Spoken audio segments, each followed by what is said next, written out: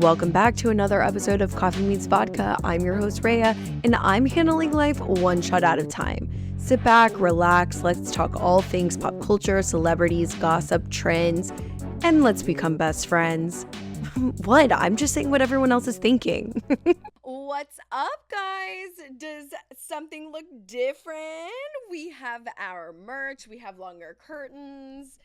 That you love it. I am so excited that you guys have gotten some of your orders in. The pre-sale is now over.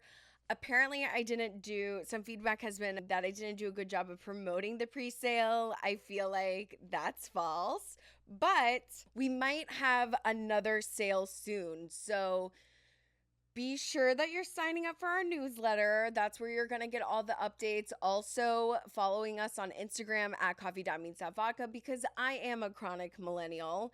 Also on TikTok at coffee.meets.vodka. You guys, the hats are here. I'm so excited. They are so cute. They have Shut Up, I'm Talking, and then Coffee Meets Vodka podcast on the back. It's made by Decker Hat Co. here in Houston.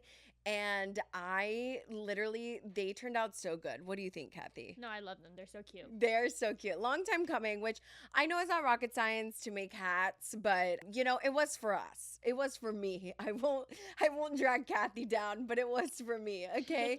There were some things that I needed to kind of work out before we got it this far. So now I feel like we're rocking and rolling. We're gonna roll out some other merch.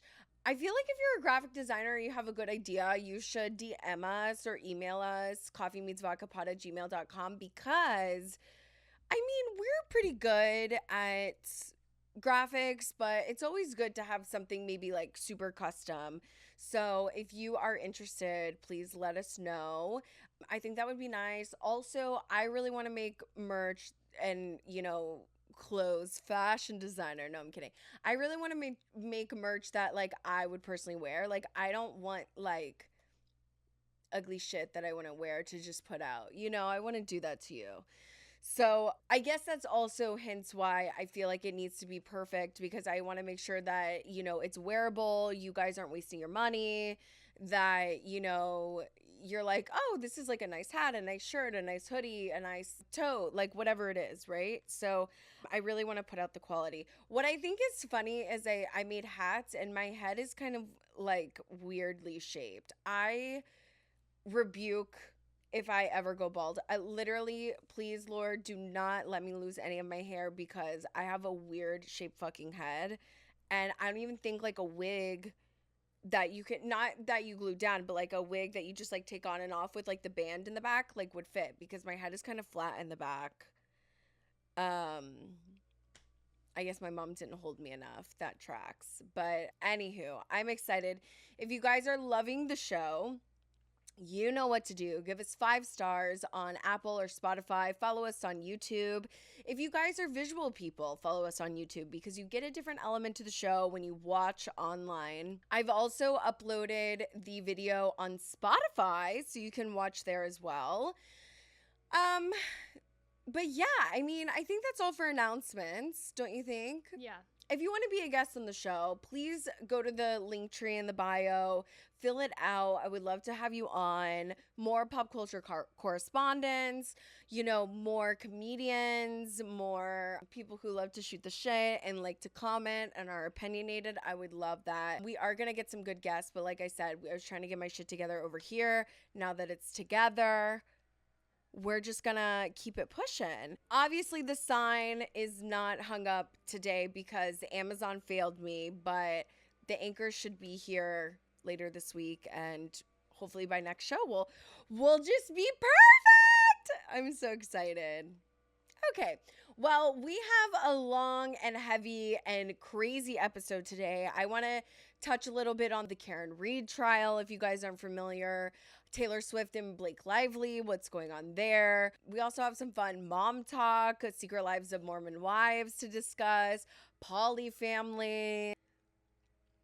What else do I have? Anyways, all the reality TV goodness. So let's get into it. Okay, let's start off strong with Mormonism. I actually don't know if these people are Mormon. I don't think they are, but it's kind of giving like sister wife, sister husband. It's this new show on TLC called Polyfamily. I think they are famous on TikTok, and that's how they got the show. Basically, it's two couples that are married, and then the wives swap and date each other's husbands. So the girls don't date each other and the guys don't date each other. So really, it's just wife swap is what it is. But they all live under the same roof, which I want to know who gets the primary bedroom. I want to know that. Like, how do you go to the house and you're like, "Oh, I get the primary bedroom," because I would get the primary bedroom, you know?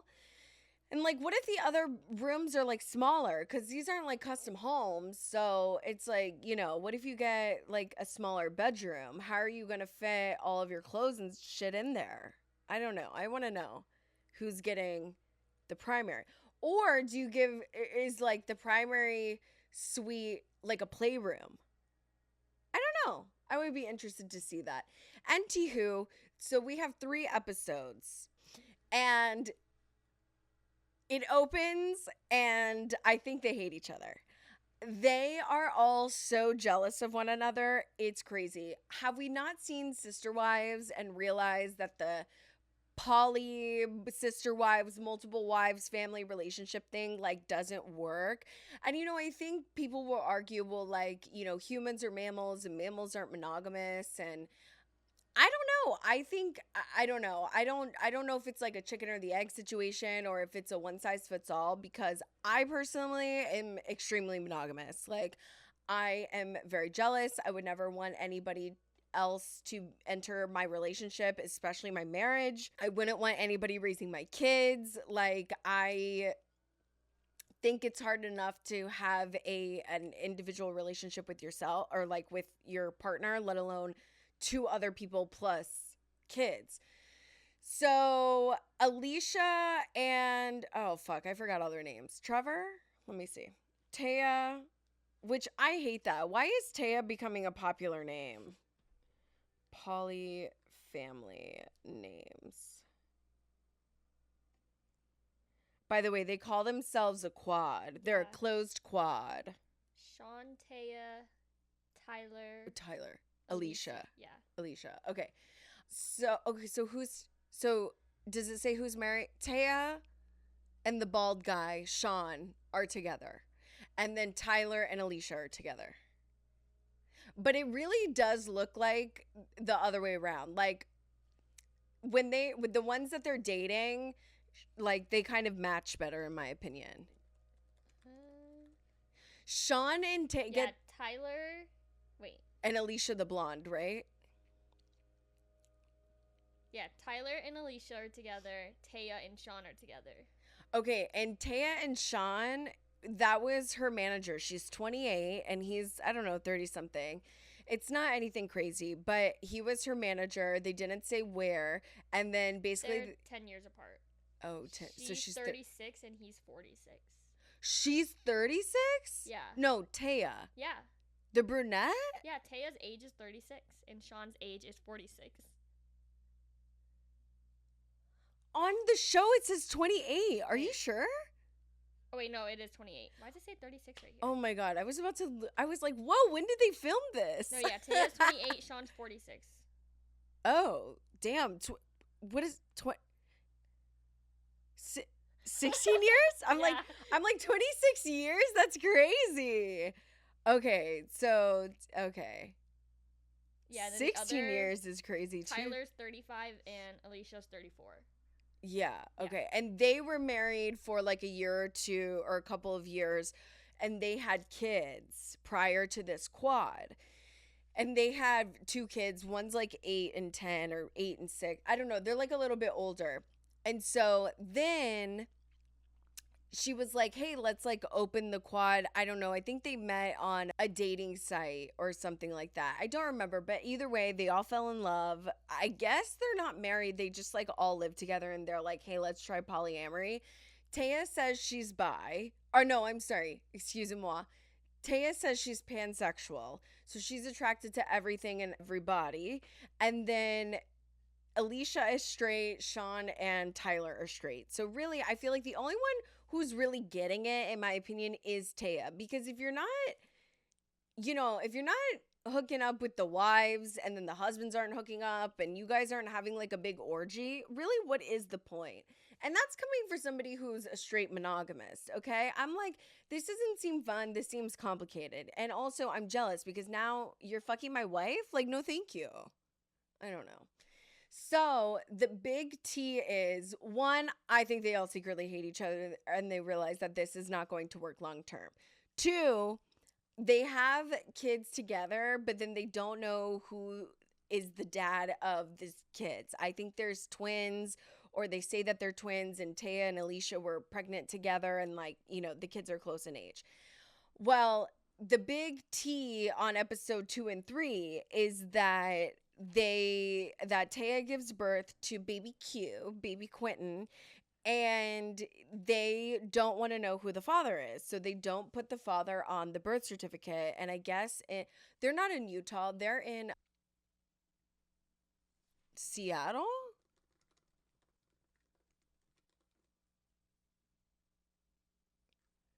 Oregon. Close. Okay, so they're in Oregon. And I guess in Oregon, maybe you don't, or maybe in general, in every state, bitch. I don't fucking know. I don't have kids. But I guess, they didn't have to put the father on the birth certificate. Or it's also not automatically assumed that it's your spouse or whatever. Anyways, so the big T is that Tyler, he goes to get some blood work or something like that for the baby. And they never want to do like ancestry DNA or like figure out, what type of, anything about their DNA or anything like that. And then for the last like 2 weeks, they're like, oh my God, Tyler, the baby looks like you. The baby looks like you. And Sean was like hell bent on saying that the baby was his because I guess he doesn't have a kid with. I don't know that he has kids in general. I think they might all be Tyler's because I don't know about these other little kids that no one's really talking about. So I don't know if Sean is having like fertility issues and really they're just all Tyler's kids and that's why he's maybe extra sensitive, or I'm not too sure. So anyways, Tyler goes to get blood work and then he texts in the group chat, well, baby Q is O negative or whatever blood type, and Sean texts Taya separately and was like, well, I guess we know who's the father then. And then I guess that was like a big thing. Everybody on Twitter and everybody, on, the show was like, well, I mean, who doesn't know you can't tell the DNA from the blood type? I fucking didn't. I didn't mean to like be a dumbass.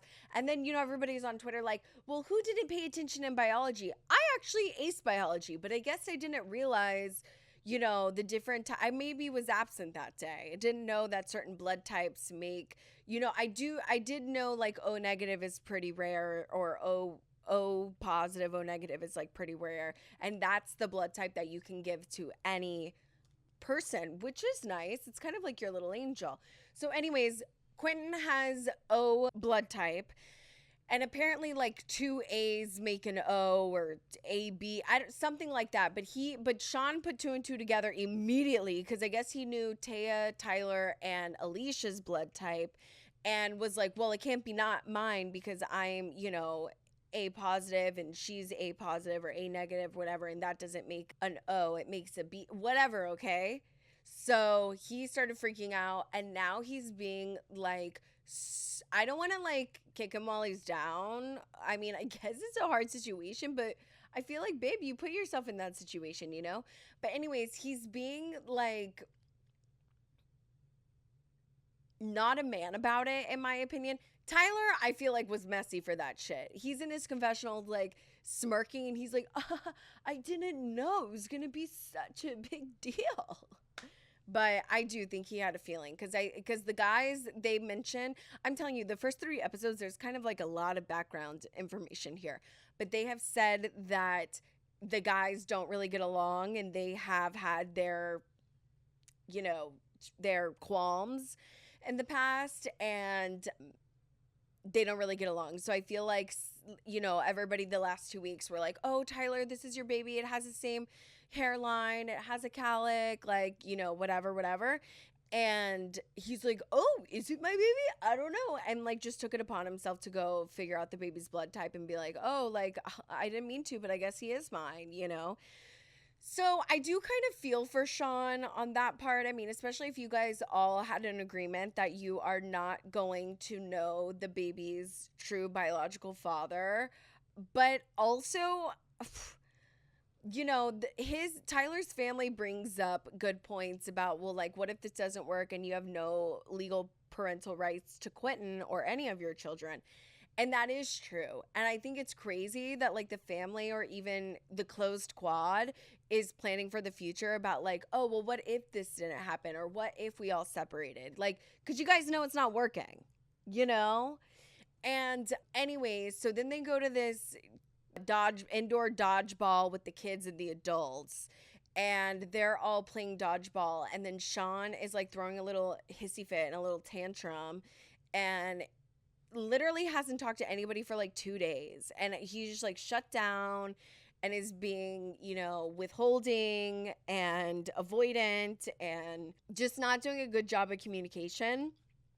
And so I guess he gets like even more pissed off because they're wearing super dad shirts or something like that, and then like Tyler's wearing like a dad shirt, and then the baby's wearing like that's my dad, or my dad's my hero, something like that. And it triggered Sean, and then he's like, I'm taking all the kids and I'm leaving. And it's just like kind of weird, like you're taking all of the kid.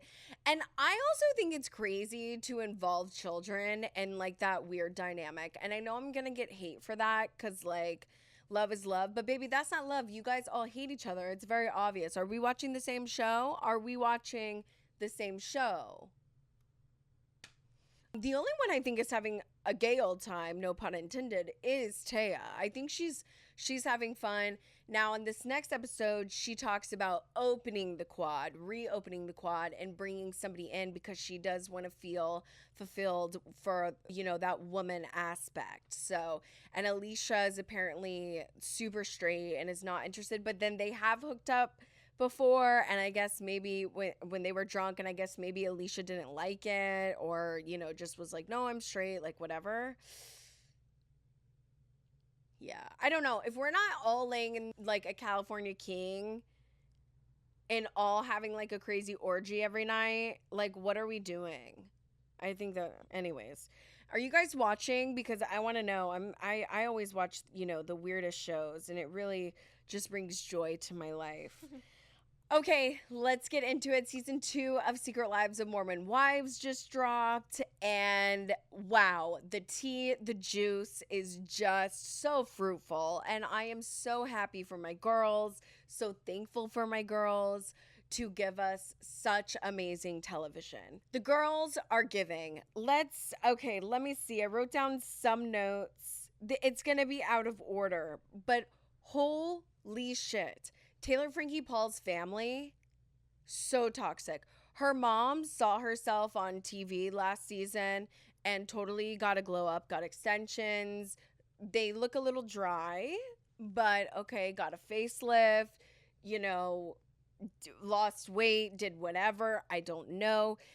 I did not like her mom last season and thought she was hella toxic. This season, I truly hate them. I think Taylor needs to get the fuck away from her family, and like she might need to move out of state for a bit. Like I don't want to take mom talk away from her at all, but holy shit, she is screaming to find her voice, and these people are so fucking rude, so toxic, so vile to their own daughter, telling her to stay in this relationship with a toxic ass man who's an addict, ex-addict, looks like he hasn't slept in 3 fucking years, toxic as shit, gaslighting, horrible, to tell her to stay in that relationship. Now, I understand that Taylor did maybe jump the gun and, you know, have a baby with Dakota.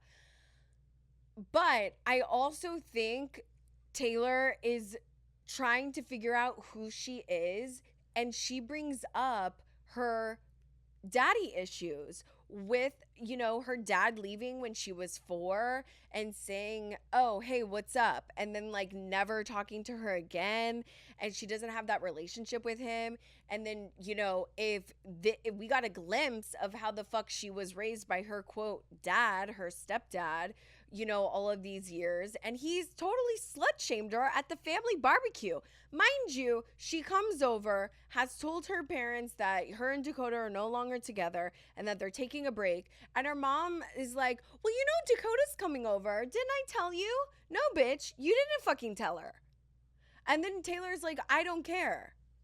And then, so he like shows up at this barbecue and he's sitting there and everybody is ganging up on Taylor. The mom, the stepdad, the fucking brother. Shut your mouth.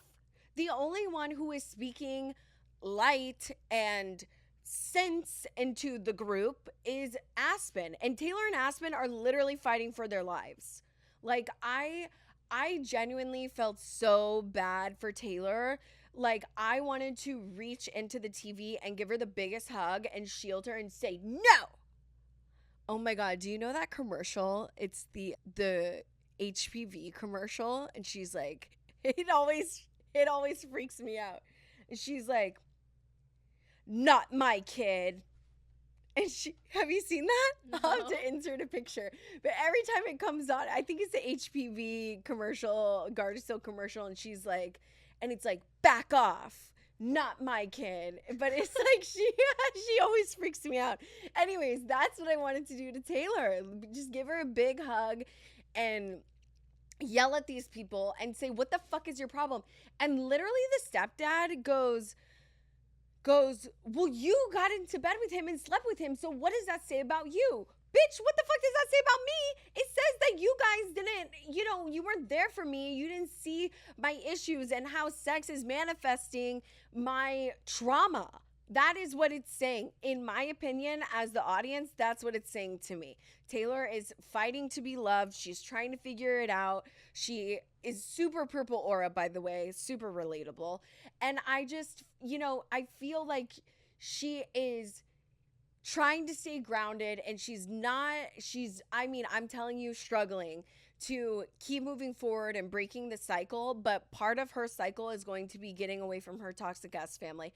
I tell you, and I really hope she watches this season back and is like, wow, I need a re-eval. And I understand when you have little kids and you need help watching them and stuff like that, but God, I hope you have enough money for a nanny and just fucking do a nanny of that shit and cut him off cold turkey, because her mom is so toxic, which makes sense of why she married that baldy guy. They are just really awful, slut shaming her, talking about like literally defending Dakota at this family barbecue. And then the fucking little brother who's like in a long-term relationship, it was like, well, Taylor, you should have done X, Y, Z. Okay, well, shoulda, coulda, woulda. So let's move on. Let's like give grace and let's not slut shame your sister or your daughter, okay? It was so vile. It was so vile. It was so vile and I hated that. And I really pray that Taylor keeps on her path. I pray that she does get away from Dakota. And it's like she was listening to her intuition saying, I need a break from Dakota. This isn't working. I don't think he's meant for me. And then the mom was like, no, you need to fucking try. So she was like, okay, well, we're going to try. She's already tried. And then the mom was saying, well, your generation doesn't try with your, you know, relationships and you gave up too easy on him, like blah, blah. What about him? He cheated on her in the beginning of their relationship and is just kind of a deadbeat. If you ask me, what does he do for work? I want to know. What is he doing to be a provider? Even if you are not, okay, the breadwinner, right? He's not making her life easier, taking care of their child, fulfilling her emotionally and giving her emotional security. He's just there being an extra man child, and he's holding the sex over her, whether I guess he's aware of it or not. They have this, you know, toxic sexual pattern, because I feel like that's how Taylor Frankie Paul feels love. Like, that's what she associates love with, right? So I hope that she gets away from this guy. He has the craziest eyes I've ever seen in my life. And I understand you think it's passion, but it's not. And it's toxic and it's sad to see. And I think she deserves a million times better than this. And she's the only one that has been 100% honest, truthful, and vulnerable and authentic the whole time. So I think, everybody needs to give her a lot of credit. And I don't really think people are jumping on her. I do think people are rallying around Taylor to, support her. But we definitely do need to support her. We, the little armchair experts, Speaking of vulnerability, also, Mikayla has been going through a lot of her, skin issues over the past year or two or a couple of years. And she has really found her voice this season. Although a little angry, I guess people are upset about that. I'm not. I'm loving it. I'm liking Mikayla. I'm loving her vulnerability, her honesty, her trying to take her voice back from her sexual abuse that she had from, I think she said 10 to 14. It was 4 years. And I personally do believe spiritual warfare is the worst. I mean, we're always in it 24/7, whether you believe or not. I don't really care because it's happening and wake up. But spiritual warfare, emotional and physical trauma, it does manifest like that. And I do agree with her. She thinks that part of her skin issues and her autoimmune disease that she can't get diagnosed, or she has one or she doesn't. Nobody can figure out what's wrong with her. And I do think it's the trauma. Obviously, you can see all of the, the rash all over her skin. So there is something going on, but, the doctors are like, nothing's wrong with you. Your levels are fine. So she thinks that it's trauma. And I'm very proud of her for not only talking about it and, kind of putting that voice on there and giving it a name for the first time in her life, but also talking about it on camera. I'm sure that was extremely hard to do. And, I think she's going to save a lot of lives by being open and honest and talking about her journey. So I appreciate that. Mayci is also writing a book. I think it's actually coming out. I cannot fucking wait to read that. She has the most interesting story. She has the most depth, in my opinion. She handles life with so much grace. Mayci is one of my favorites. Taylor, obviously, is one of my favorites. I do like Demi and I love Jesse. I haven't finished with this season, if I'm being honest. I'm on episode 7. So the break between Demi and Jesse is just starting to unravel. And apparently it was over contracts. Or at least that's what I'm seeing. I don't know if that was the actual one, but I'll circle back next week to give you my full thoughts. But Mayci is really doing it. That's who I would want to be if I came on reality TV, but I fear I would be Taylor Frankie Paul, which is not a bad place to be anyways. But Macy's in the drama and in Momtok, but not really. She does her own thing. She has her baby business. She's writing her book. She's hosting this pickleball tournament. She's doing a girls trip. She's hosting this. I mean, it's giving Real Housewives of Salt Lake City. Her and Jesse, I feel like, are the ones Real Housewives of Salt Lake City. Layla, I mean, she is dating somebody new. Apparently, we hear now that they have broken up. He's a pastor's son. Or bishop's son. I guess I don't know what the difference is. Whoops. But she also says that his parents don't know that he has sex. And I'm just thinking well, obviously after this airs, they will. I don't know. It's crazy. Zach immediately, episode 1, quit med school to move home with carnations, mind you, to go to Jin's Airbnb and say, I want to come home, I want to work on our marriage, and I want to support you with Momtok. Now, why the fuck would you drop out of med school and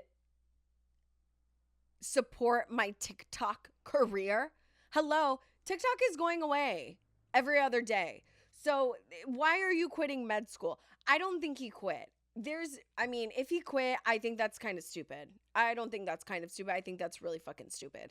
If he didn't quit and he failed out, just say that. Or it was hard. But, he's a Nepo baby for the doctors. His dad is a surgeon or something. So I think he has a lot of pressure. But then also on that note, how embarrassing that you dropped out of med school and that you're supporting your wife's TikTok career. I don't know. Do we hear the words coming out of our mouths? Anyways, and this towards the end of the season, she wants to quit Momtok. I don't know. And then they have like one of those Hail Mary babies. And then the girls, I guess, so Whitney had just said that she's pregnant, that Jen is pregnant. And Mayci made a comment saying, well, if you're not using protection, if you're not protecting, you're always trying. And I was like, ooh, damn, not them not using protection. That is crazy. And Jen, you're upset about having like another child? Like, I don't know. And what's also crazy to me is they met at 18, like when they were like 18, 21 or whatever. Like Jen was 18, but I don't know how old Zach was, probably around the same age. But I'm like, no wonder why, because you guys were fucking kids when you got together. Now you're 25. You've been together almost 10 years. You grow a lot in your 20s. You realize you're different people. And it's hard. Relationships are hard, let alone all these damn kids. They have multiple kids. And then here's my thing and what I want to know. If they didn't have Momtok, what would they be doing to make money to support all of these kids in this economy? I don't know. Is it just me? Do I have like a skewed like outlook on the economy as a single person? I don't know. I feel like I can barely do shit myself, let alone thinking about if I had a child. I would obviously figure it out. And I guess it's not like that hard because you just figure it out is what I mean by that. But oh my God, I don't know. I want to throw up thinking about it. That's so scary. And then on top of that, to have a mean husband and like a husband who like doesn't support you and like negs you. But here's what I realized this season. I know Zach got the villain edit last year and I don't even think it was an edit. I think he really was. Did you watch last season? Mm-mm. You didn't watch last season either? No. Oh God, you have a lot to catch up. You would really love it. I see it on TikTok, but I haven't like sat down and watched it. It's phenomenal. Like there's so much drama, we got to keep it going. Mm-hmm. You know what I mean? Like it's not Scandival where it's like we're going to spend 2 seasons on this one minute like situation. Like we're having 5 different scenarios at dinner and it's like, oh my God, it's so much drama. It's crazy. I don't know that I would want to be in a group like that though. Yeah. But so I know Zach got, it got a lot of heat for being mean. Like, he was not my favorite. He was, I really hated him. I wanted Jen to get away from him. But now I'm kind of seeing that, like, Jen is also the problem. And I know some people may not agree with me on that. But Jen is also kind of manipulating all situations.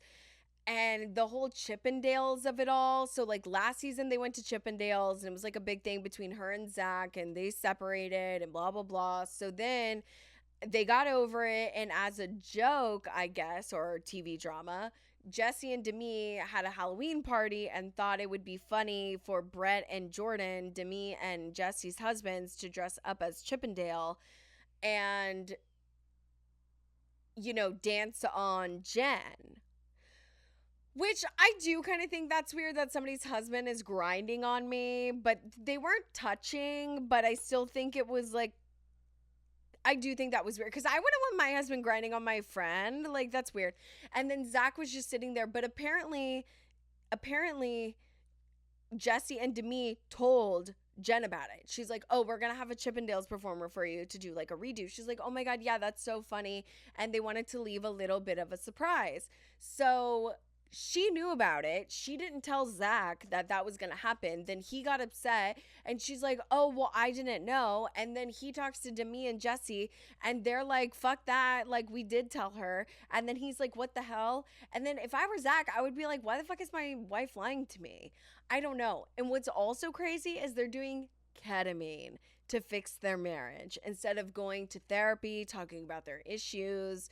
They're just getting high and thinking about the good times.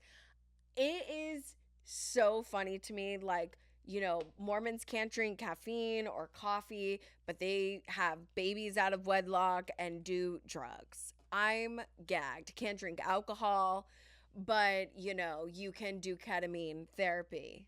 So, I mean, it writes itself. And I love the Lord. Like, I love the Lord, but I think, I mean, Mormons really are having just such a time. It's so interesting to see.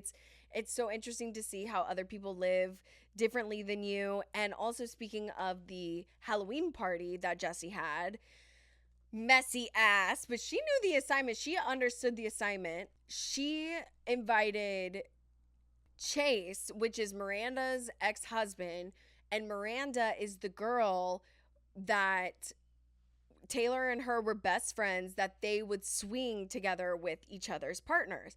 Well, apparently the reason why everything came out is because Chase caught feelings for Taylor, Frankie Paul, and Taylor was like, I don't reciprocate that. And then I guess because Miranda and Taylor were best friends, she was like, that was a double betrayal, that my best friend, like we were doing this, but then also my husband fell for my best friend, and then we got divorced, and then everything just kind of snowballed from there. And apparently Taylor dropped the bomb, because Miranda was still kind of denying it, to say, oh, we just kissed, oh, we just did that. She was like, we didn't just kiss, girl. We were like full on in the bathtub, like shower, bed, swapping partners, watching each other, making out with each other, like hand stuff, all the things. And we love Taylor's honesty. So at this Halloween party, they invite Chase because I guess they're friends with his new girlfriend, probably, wink wink. Anyways, immediately Chase and Dakota are talking. I mean, it is like Dumb and fucking Dumber. And Dakota is so wishy-washy and really doesn't have Taylor's back. Like, I totally agree with her on this. Like, you have a child, and if you're saying that you want to get back with Taylor and you want to, be a family, why are you not acting like a family? Okay. So then Chase is talking to Dakota, mind you, pointing, like viciously, like pointing, aggressively pointing, like across the room. And I'm just like, damn, like he really is talking to you, Taylor. Like, go over there. So she does go over there because, I said it through the TV. So she went. And anyways, she's like, so Dakota, what the fuck is he saying lies about me? Like, blah, blah, blah. And he's like, oh, I don't know. Like, but anyways, the whole truth bomb is that Taylor's like, do you want to tell everybody what you told me at the gym? At the gym? And he's like, what'd I tell you at the gym? She's like, no, I won't say it. And he's like, no, say it. And she was like, that you caught feelings for me? He goes, yeah. And, or I don't know, I think he kind of admitted it. And he's like, well, do you want to tell people what you said to me at the gym? And she's like, what the fuck did I say to you at the gym? And he's just like, that you had a sex dream about me? And she goes, oh, yeah, I did. And mind you, he points to the camera. He's like, you want to tell them what you said to me at the gym? Like, to the fucking camera. Broke the fourth wall. And then she's like, what'd I say? And he was like, that you had a sex dream about me. And she goes, oh, yeah, I already did. And she did already tell us that. And then Dakota's like, a sex dream? Taylor, you never told me about a sex dream. You guys, are we 13? What's happening? Who gives a fuck about a sex dream? I have sex dreams about, like, fucking a balloon sometimes. Like, or giving, I actually have had that when I've had dreams about birthing balloons. Have you ever had that? No.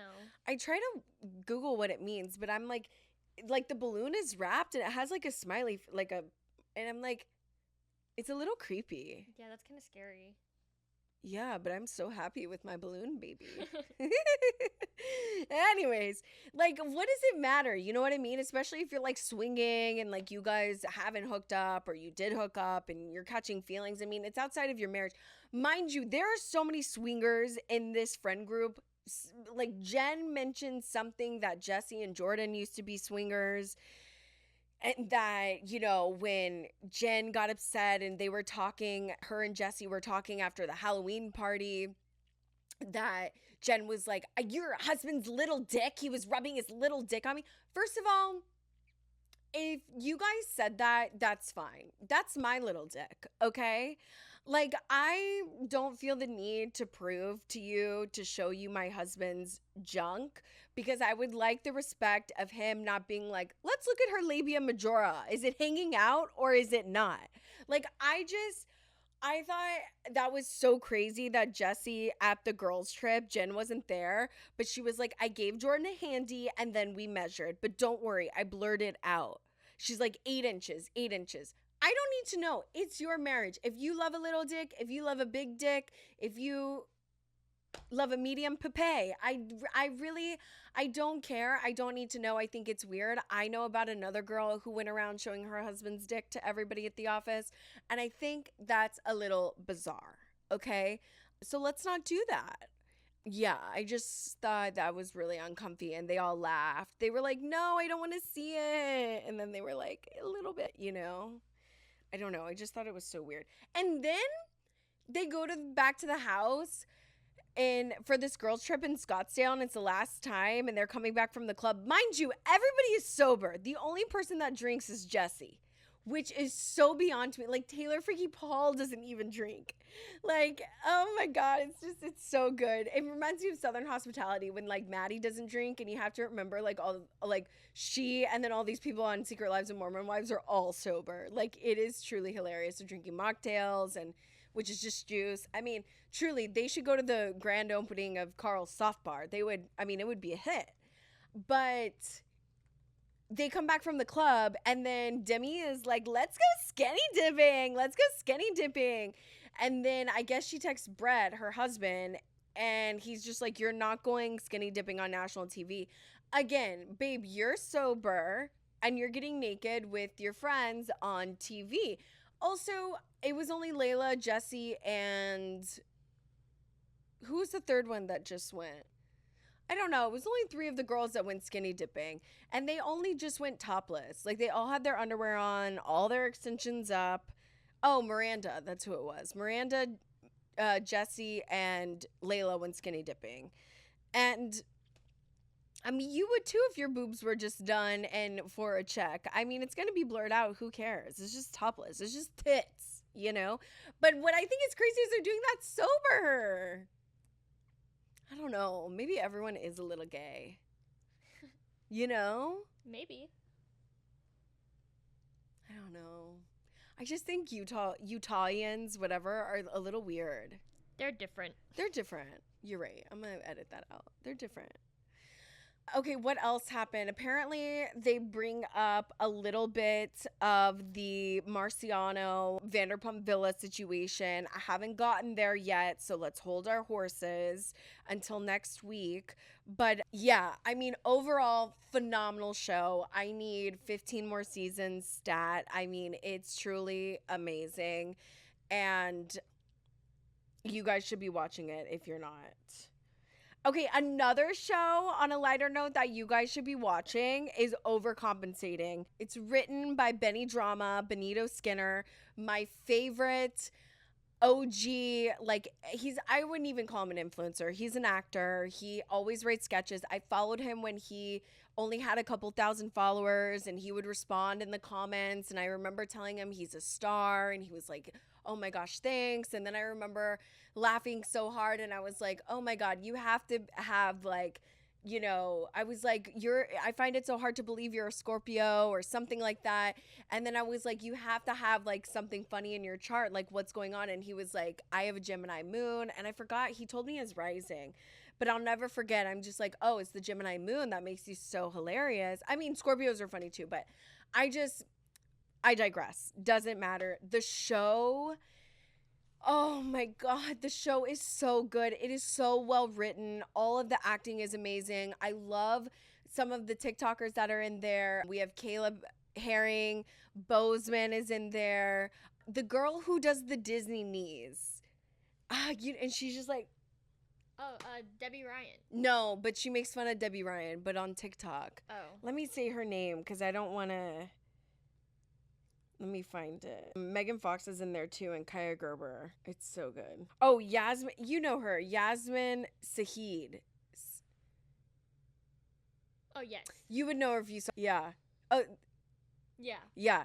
She's always doing the Disney niece. Anyway, she was in there. My favorite role that I would want to act is the roommate, Haley. She was amazing.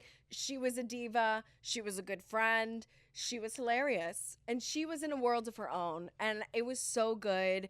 I think it's so funny that Mary Beth and Benny look literally like brother and sister. And I'm so glad they're friends. I watch ride clips. I don't really listen to the podcast, but I need to. Hello, I'm behind the times. It was such an amazing show. Benny wrote it about his coming out story. It didn't feel rushed. The casting was amazing. It made you laugh. It made you cry. It made you feel. It was a story about friendship, about romance, about, going to college and kind of becoming an adult. Oh my God. It really was an amazing show. So I highly recommend everybody watch Overcompensating. This isn't an ad, although it should be. It's on Amazon Prime, and I need season 2 stat. And I'm sure it's already written. I'm sure he probably has a couple seasons already written, but I don't want it to be pressure. Benny, we support you, and whenever time you want to write it and put it out, but just know it's an amazing show. Your fans love it and deserve all the Emmys and the awards and the praise. He has come so far. And what I love about Benny is that he really had a goal. He was like, I'm not doing the influencer thing. I'm absolutely an actor. He was in New York. He moved to LA. And, he met his boyfriend. They've been dating for 6 years. And I love them together. They're a great team. And they just, do their own thing. I don't know. They just make sketches and really did not do the influencing route, which is great. And I'm sure it's hard. Anyways, so I love that show if you guys are looking for a new show. I saw Another Simple Favor. Did you watch that? No. Horrible. Yeah, I'd never heard good things about it, so I didn't watch it. Horrible. It was really stupid. I'm gonna spoil it for you. I get, because one of the twins, Blake Lively, one of the twins died in the first one. Well, now all of a sudden she has a long lost third triplet sister who is obsessed with her and in love with her and makes out with her and sexually attracted to her, and it's crazy. And I really didn't get it. I was I think we're a little far from the plot. I remember the first one being good. I didn't like it. And I had a feeling I was did I miss it? But I don't think so. Hated it. Well, also speaking of Blake Lively, she is trying to threaten and extort Taylor Swift. Did you hear that? She's trying to blackmail her. I saw that one. She told her lawyer to say, if you do not put out a statement of support for Blake Lively, we will release all of your private text messages between you and Blake Lively, and then everybody will really see who you are. Oh my God, that is the most insane thing. Now it's come out that somebody, quote, very close to Taylor, I personally think it's Taylor Swift, and a lot of other people think that's Taylor Swift too, but it could be somebody close, that she is working with Justin Baldoni and his team to, give them any evidence or anything that they are needing. I don't know. Dude, fuck no. If my friend was trying to extort me and blackmail me as a fucking A-list celebrity, there's no way. I was already not coming back from the friendship, but after this, take me off the fucking birth certificate. Take me out of your will. I just can't even. Lala Kent says that she has precancerous cells in her eye. Can you guys believe that? That is so scary. So I wish her well. They said that she's doing eye drops to chemotherapy eye drops. I didn't know that was a thing, but thank God for medicine. And she did say if that doesn't work, then she would have to have surgery on her eye. And I don't even want to know what the fuck that means. Is it a laser? Do you have to get rid of your eye? Oh my God, could you imagine? Also, cancer on your fucking eye? New fear unlocked. I'm very scared. So I pray for a healthy recovery for her. I pray that, the chemotherapy drops work, and they caught it early in time and move on, because that was scary. Elizabeth Holmes' husband, which I do believe is the lawyer that she married, her lawyer that she married, has a new startup company, and I believe it's similar to her One Drop company. Like, you remember she is in jail with Jen Shaw, mind you, for conning and scamming people into thinking one drop of blood can, diagnose 400 plus diseases. Well, apparently her husband has come up with a similar company. So, okay, birds who flock together. I have a thing about scammers. I'm always, even Anna Delvey, I'm like, well, did you not ask enough questions? Or, like, did she really scam you? You know? I don't know. Tommy Lee and Brittany Furlan have separated. Okay. Do you know who that is? Nope. Well, you know Tommy Lee, like Pam and Tommy. Pamela Anderson, Tommy Lee. Okay, yeah. Right. And then Brittany Furlan is like an OG Viner. Do you know about Vine? I know Vine. Thank God. What's her name? Brittany Furlan. It sounds familiar. I think you would know her if you saw her. Okay, yeah. Yeah. She's kind of funny, but anyways, they're separating. Wish them the best. Maybe that means him and Pam will get back together. Fingers crossed. Also, really quickly, if you guys need a little true crime in your life, we're going to end on this. There's a couple. Wait, you know why they split up, though? No, why? What? She was seduced by a catfish posing as another rock star. Wait, you're lying. Yeah, Brittany Furlan is breaking her silence on rumored split from husband and addressing claims that she was seduced by a catfish posing as another rock star. What? Who was the rock star? Guy Ritchie? She says, allegedly she was catfished by someone pretending to be, Radke alleged that Furlan was catfished by someone pretending to be him and claimed that he had threatened. Wait, what? That doesn't make sense. Who's the person? Carl Radke? I'm gonna kill myself. I don't know. By Ronnie Radke Catfish. Ronnie, let's.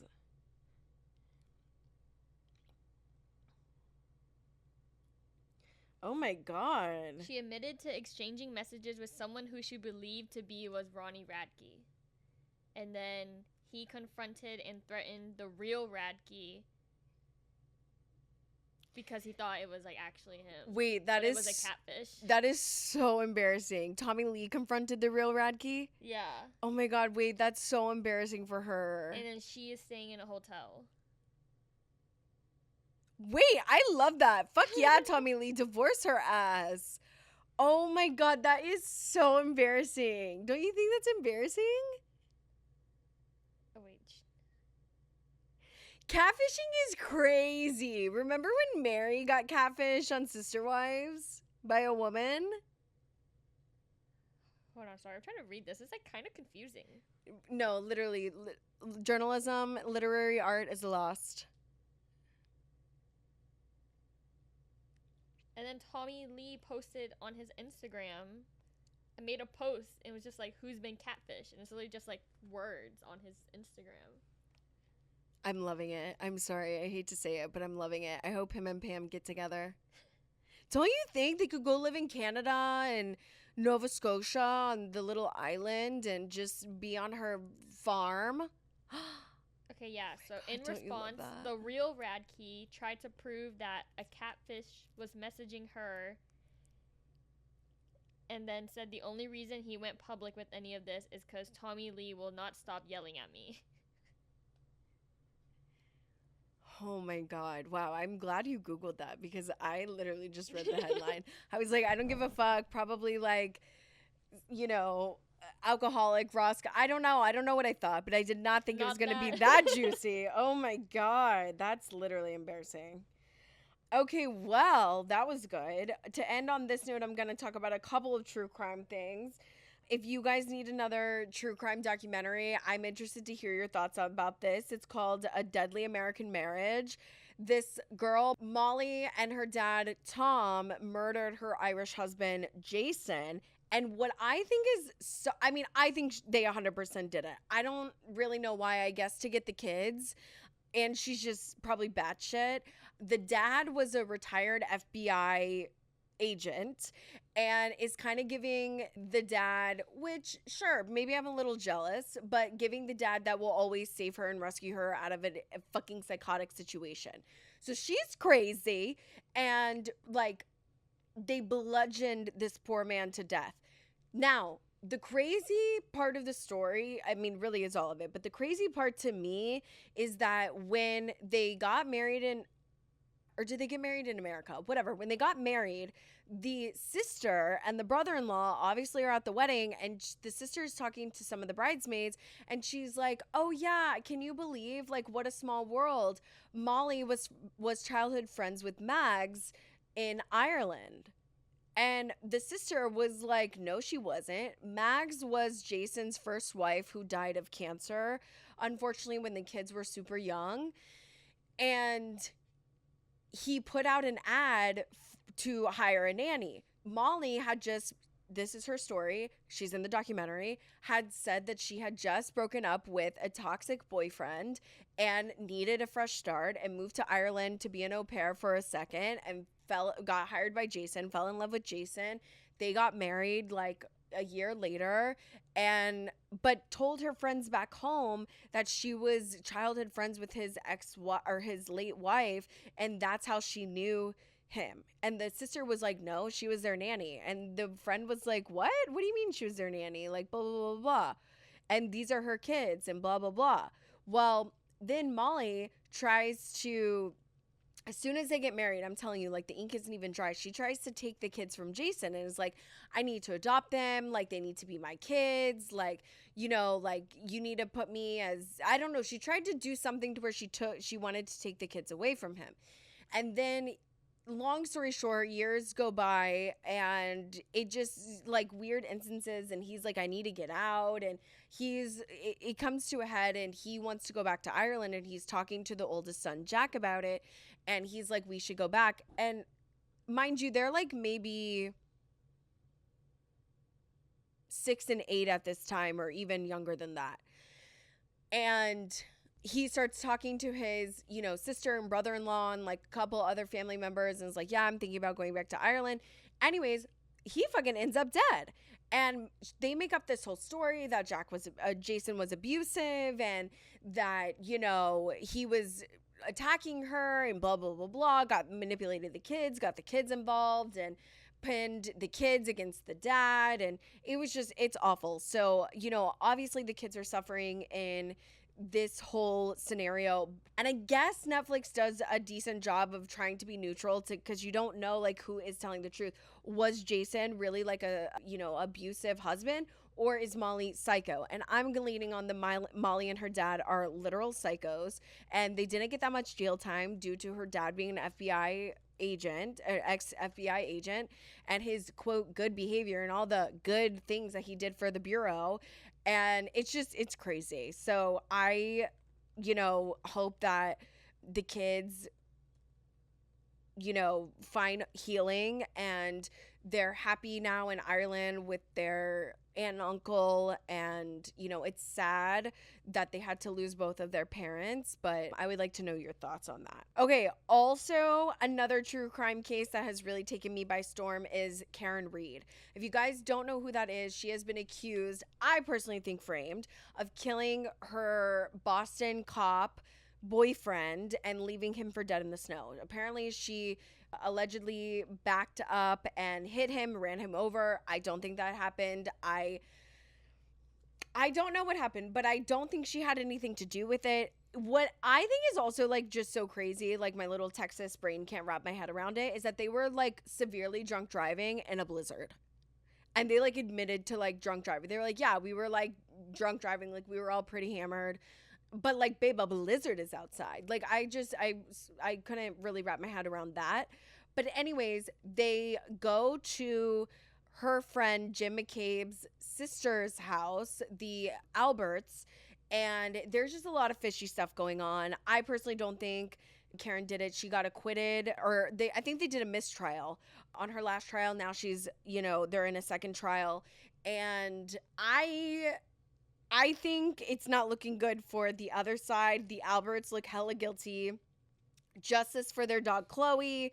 There's been some talks that allegedly their son was a drug dealer and then came in contact with John O'Keefe, and they got into an altercation because he has scratches on his body and blunt force trauma to the head, and I don't know. It's a very fishy story. Also, Brian Albert allegedly, not allegedly, I think he said this on the stand, is that he threw his phone into, he threw his phone into like a huge, not even garbage pit, like I don't know, some what is it? Warehouse. And then also took the SIM card out and put it somewhere else and like threw it in the fire, and he's like, oh yeah, that is kind of weird, huh? Ha ha ha. And it's like, no, like it is weird. Like you guys look guilty as fuck. The texts are damning.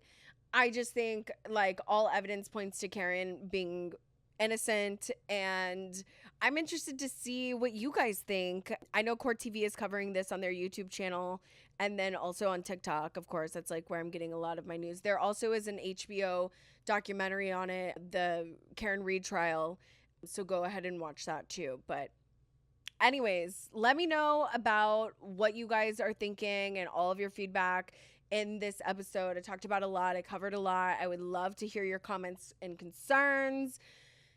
If you guys want to get a hat, please do go to our website, coffeemeetsvodkapod.com. Click on shop. You can get the hat there. It'll ship to you, or it'll be dropped off by yours truly, because I feel like, I want to see your beautiful faces. Please get one. It would be so amazing. I can't wait to see all of you guys wearing the hat out. I think it would be so cute. Tag me in your stories so I can repost, and tell your friends about it. There is limited quantity, like literally limited quantity. So you better get it now while it's hot, because you might have a limited edition, one of a kind CMV merch that, you may be able to sell for millions one day. Who knows?